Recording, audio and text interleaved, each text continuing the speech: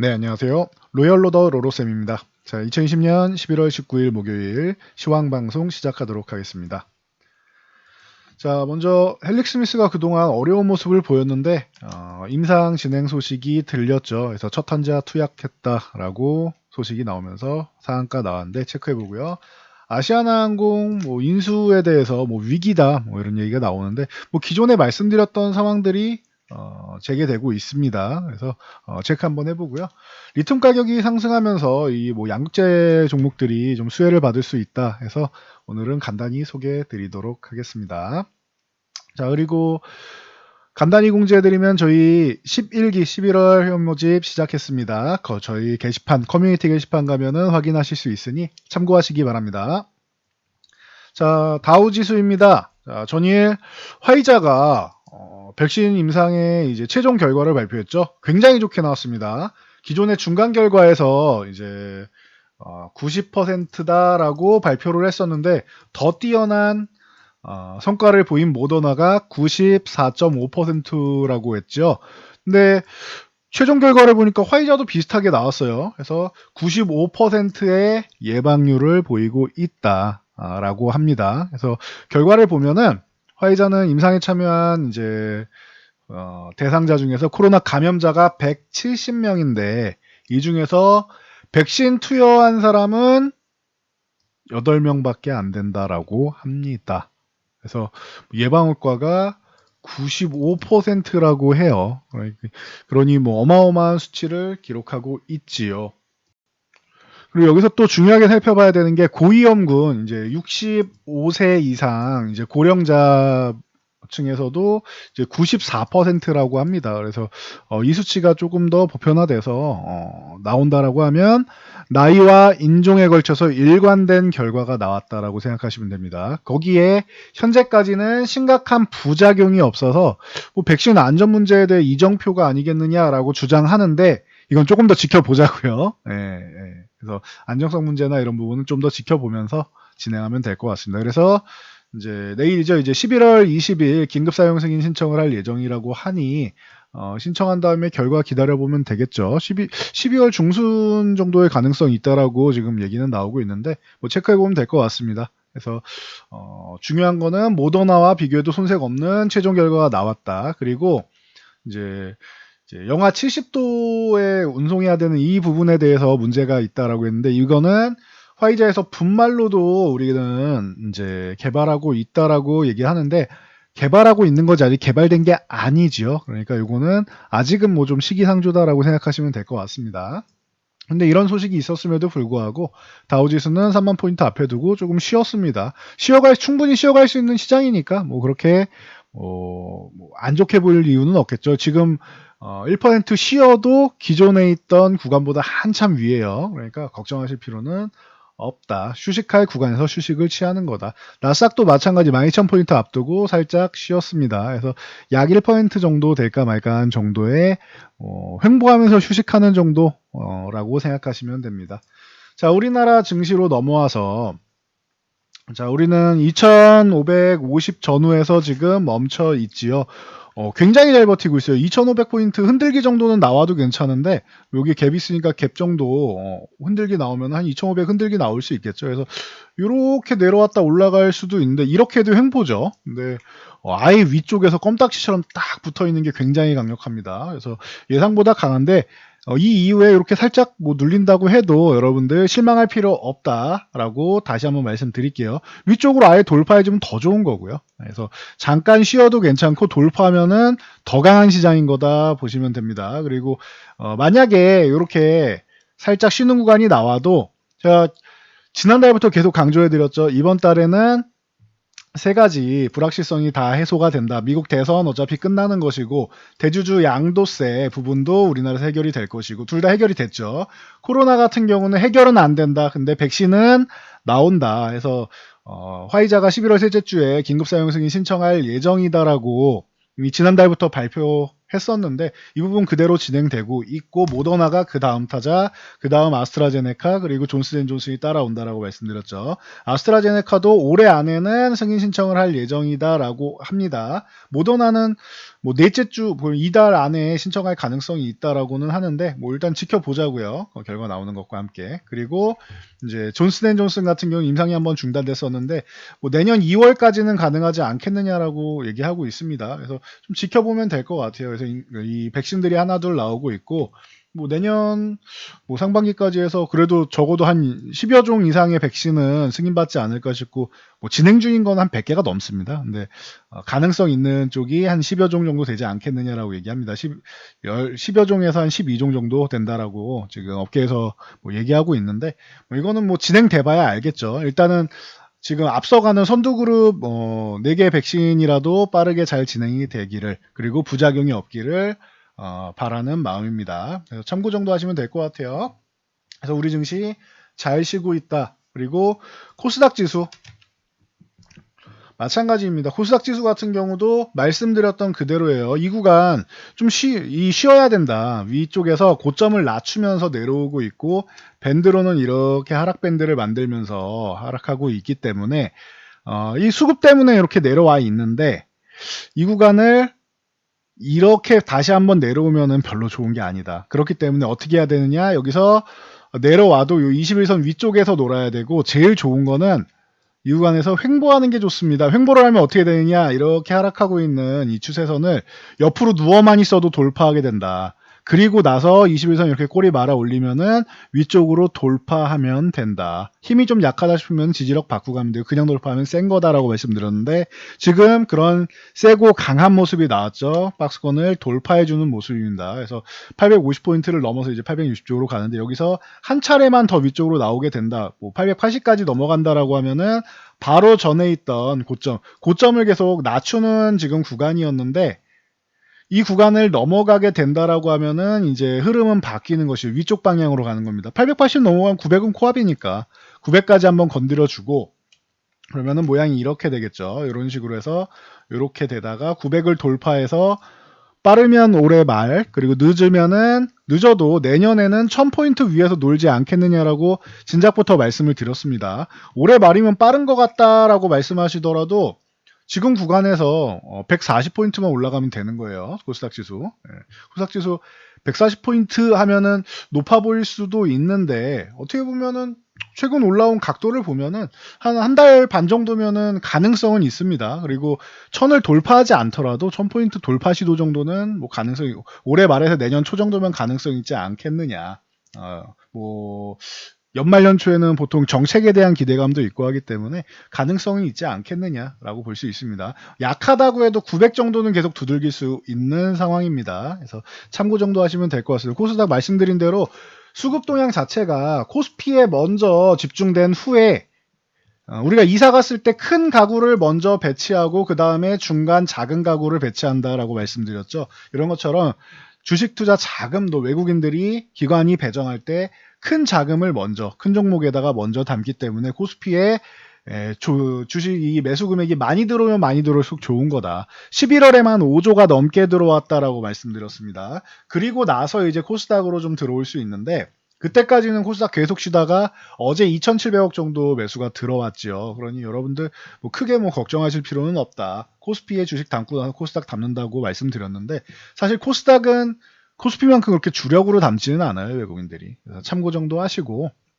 그래도 기존부터 코스닥은 이제 뭐 강력하게 매매를 하지는 않았으니까 코스피에 비해서는 그래서 일단 매수가 들어온다라는 거에 의미를 두시면 될 것 같고 그리고 코스피 주식 그래도 외국인들이 매도하지 않고 1000억 정도 일부 매수 그리고 선물도 뭐 매도하지 않은 정도 그러면 쉬어가는 구간에서도 수급이 양호하다라는 뜻이에요. 옵션 동향은 위아래 막아놓고 어제 콜옵션 매도 구간이 좀 있었는데 괜찮다라고 말씀드렸습니다. 지금 수급 동향은 위쪽으로 워낙 많이 선물과 주식을 매수해 놨기 때문에 옵션 동향 같은 경우는 콜옵션을 매도해서 이 구간에 대해서 조금 리스크를 이제 해소하는 모든 포지션이 다 상방 포지션이면 혹시나 이제 하락이 나올 경우에 대비할 수가 없기 때문에 콜옵션을 매도해서 끌고 가는 이제 커버드 콜 전략 같은 경우가 나올 수 있고, 가장 좋은 거는 풋옵션, 콜옵션, 풋옵션 다 매수한 다음에 풋옵션 버리는 전략, 그래서 프로텍티브 풋 전략, 풋을 버리는 전략 정도도 나올 수 있다. 이 두 가지를 말씀드렸는데,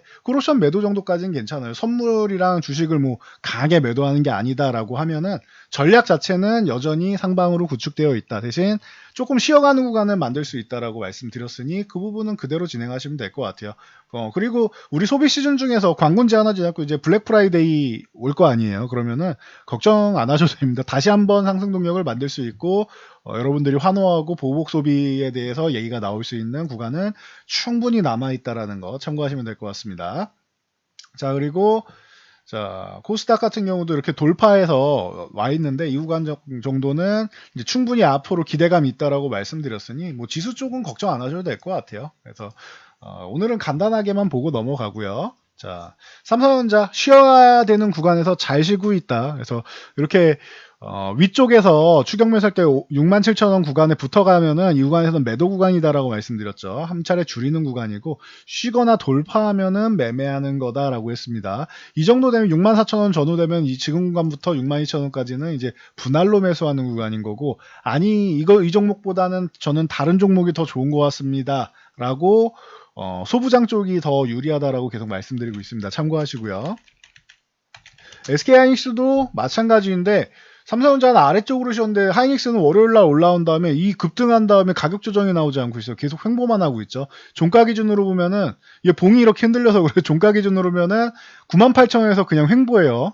4일째 거의 같은 가격이라고 생각하시면 됩니다. 그래서 뭐 갭하락 나온 다음에 상승이 나오던, 갭상승 나온 다음에 하락이 나오던, 결론적으로 종가는 98,000원 부근에서 이제 마감하면서 굉장히 강력한 모습을 보이고 있다. 하이닉스는 지금 95,000원 약간 아래를 주면서 좀 쉬어도 되는데 강하게 잘 버텨주고 있다라는 거 보시면 될 것 같습니다. 그리고 오늘 LG이노텍 같은 경우가 뭐 실적이 잘 나왔죠. 그러면서 16만원을 회복하는 모습 좋습니다. 여기 안착해줘야 되고 거래량은 좋습니다. 한 차례 양봉 더 세워주면 17만 5천원까지 반등 나오는 거는 어렵지 않다. 돌파하게 되면은 이제 한 19만원, 20만원을 볼 수는 있겠죠. 일단은 17만 5천원까지가 다음 목표치가 됩니다. 이노텍이 이렇게 잘해주면은 뭐 BH라던가 이런 종목들, 뭐 아니면은 하이비전 시스템 같은 경우를 볼 수 있겠죠. BH는 이미 21,500원 넘어와 있어서 뭐 횡보하고 있는데 여기서 또 다시 한번 또 좋은 모습을 보일 수 있고, 뭐 하이비전 시스템 같은 경우도 뭐 또 좋은 모습을 보일 수 있겠죠. 하이비전 시스템 지금 13,000원대 구간, 요 구간을 돌파하는 게 관건이 되는데 13,000원 돌파하면은 또 다시 한번 새로운 시세를 만들려 올라갈 수가 있다. 참고하시면 될 것 같습니다. 지금 저항 구간 돌파하는 게 중요한 구간입니다. 자, 그리고 모건 스탠리에서 그 테슬라의 투자 의견을 3년 만에 비중 확대. 그 테슬라가 이렇게 급등했는데도 비중 확대 상향 조정을 안 했대요. 그래서 모건 스탠리 같은 경우는 드디어 상향 조정을 했다라고 합니다. 그래서 LG화학이나 뭐 삼성 SDI 같은 종목들이 뭐 양호했죠. 그래서 LG화학은 70만 원 이탈하면 안 되고요. 이제는 74만 원을 넘어가야지 추가 상승이 나올 수가 있다라는 거 대응 가격 참고하시고요.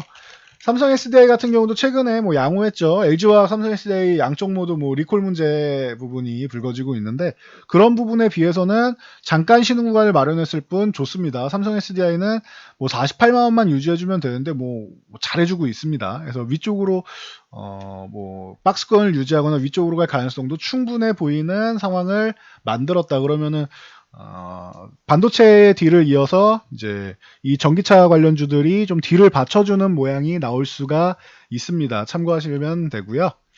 자, 그리고 리튬 가격이 지금 반등하고 있다라고 하는데, 이러면 양극재 업체 쪽을 여러분들이 좀 보실 수가 있어요. 이쪽이 실적 개선이 나올 수 있습니다. 그래서 양극재 하면은 여러 업체들이 있는데 대표적으로는 뭐 NCN하고 NCA하고 하나씩 보면 LNF 당연히 뭐 가장 먼저 볼 수 있고, 뭐 가장 전통적이고 강력한 종목이죠. 그래서 42,000원 회복해서 이 영향력으로 이제 47,000원 쪽으로 붙어갈 수 있다. 지금은 42,000원 이탈하면은 한 차례 정리, 47,000원 도달하면은 매도하고 돌파하면은 재매수하는 개념으로 47,000원 저항을 보시면 됩니다.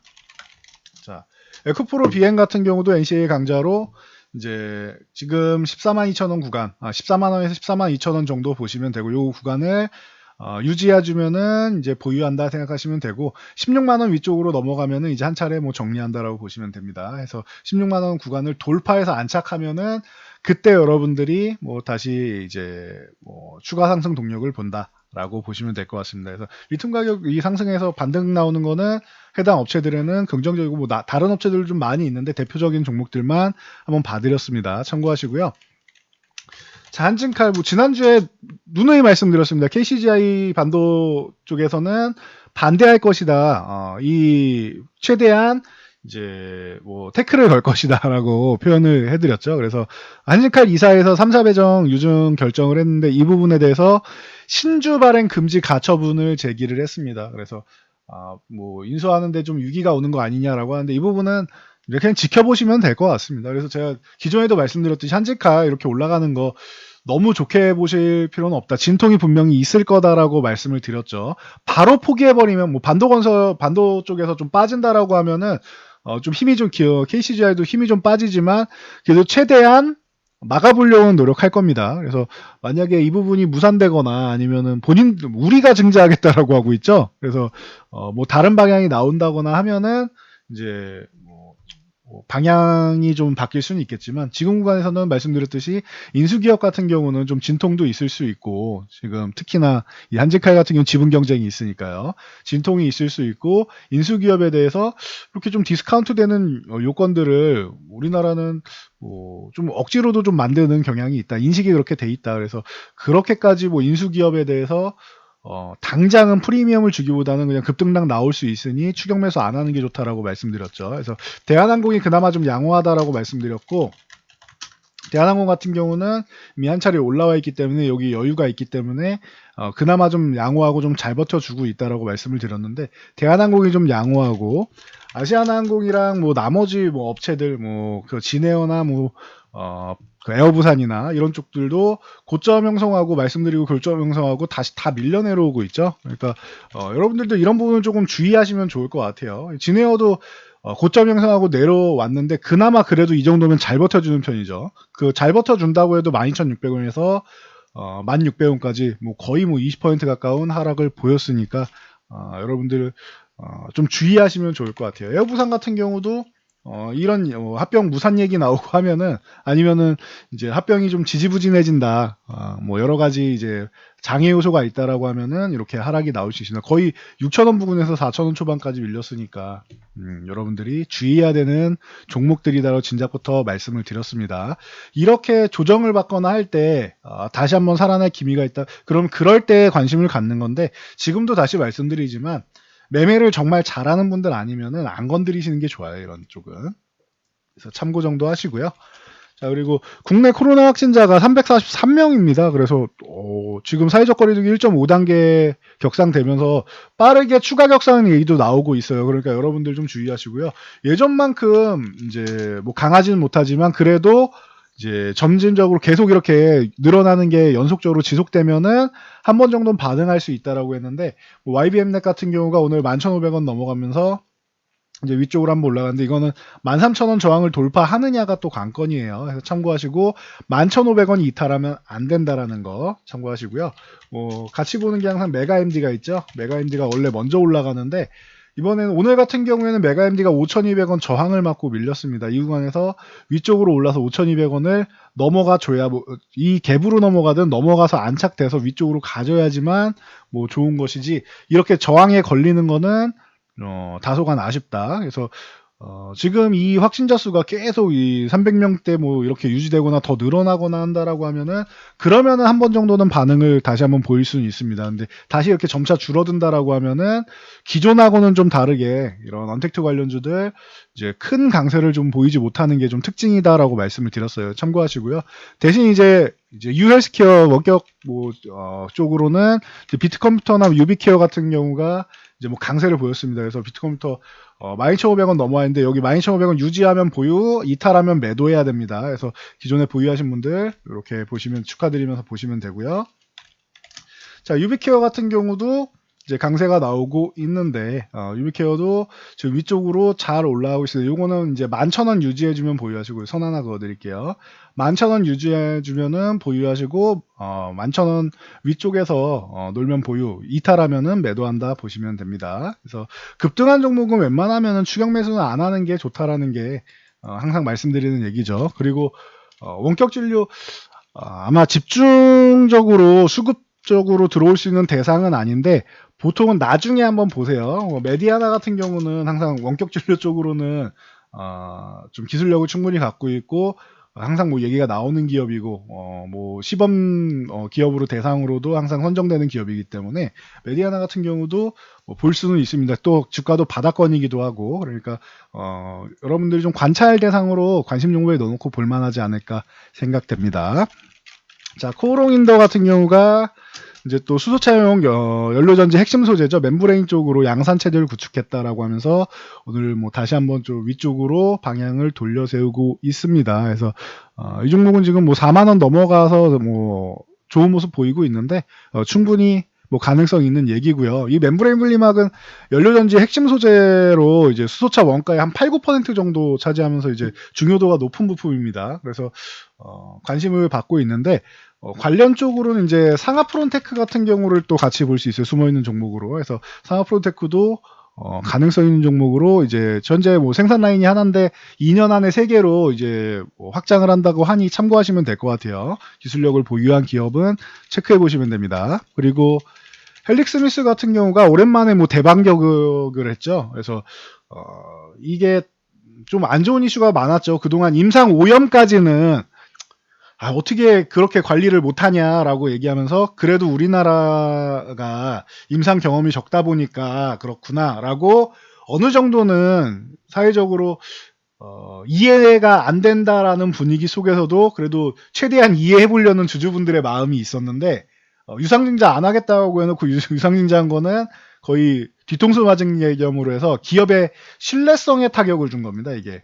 근데 다른 기업들도 당연히 기업이 신뢰성이 높아야겠지만 이 뭐 제약바이오 쪽은 인간의 생명을 가지고 있는 이쪽에 관련된 기업들이기 때문에 신뢰성에 대해서 더더욱 중요하게 생각하는 쪽이에요. 거기다가 이 기업에 대한 가치를 믿고 이 바이오 기업은 신약 개발 성공하기 전까지는 대부분 다 적자 기업이란 말이죠. 근데 이 기업의 가치를 믿고 투자해 주신 분들 입장에서는 배신감을 느낄 수 있는 상황입니다. 그래서 좀 어려움을 겪고 바닥에서 기어가고 있었는데 그래도 뭐 전일 이제 루게리병 임상 이상 개시한다라는 소식 들리고 오늘 당뇨병성 신경병증 치료 이 DPN 쪽으로 해서 임상 3-2 이상 첫 환자 투약되었다라고 합니다. 그래서 152명 대상으로 이제 15개 임상센터에서 진행된다라고 하니 참고하시면 될 것 같습니다. 보유하신 분들 그래도 좀 다행인 것 같습니다. 지금 기존에 있던 기대감에 비하면 주가가 너무 미비한 상황인데 그래도 위쪽으로 좀 올라서 한 4, 5만 원대라도 일단은 회복하고 그리고 좀 이제 진행 상황에 따라서 좀 이제 기업이 또 기존에 잃었던 신뢰를 좀 빠르게 회복하고 임상도 잘 진행돼서 좋은 결과가 있기를 기원하도록 하겠습니다. 그래서 뭐 좀 아쉬운 부분은 당연히 있지만 이 신뢰성이나 여러 가지 측면에서 아쉬운 점은 있지만 그래도 유전자 치료제 쪽에서는 퍼스트 무버가 될 수 있는 기업이기 때문에 좀 그래도 좀 응원을 해야 되는 입장이니 그 부분은 여러분들도 참고 정도 하시면 될 것 같습니다. 그래도 시간이 좀 오래 걸린다라는 점은 알고 계시면 될 것 같아요. 자, 오늘 이슈는 이 정도까지 확인하고 물러가도록 하겠습니다. 자, 영상이 도움되셨다면 좋아요와 댓글 그리고 알람 설정해 주시고요. 시황 영상은 월요일부터 목요일까지 진행되기 때문에 뭐 내일부터는 저희가 보너스 영상 올려드리니 알람 설정을 해주시는 분들만 뭐 시의성 있게 받아보실 수가 있겠죠. 그래서 알람 설정을 꼭 하시기 바랍니다. 저는 이만 물러가도록 하겠습니다. 모두 잘 참고해서 안전 투자하세요.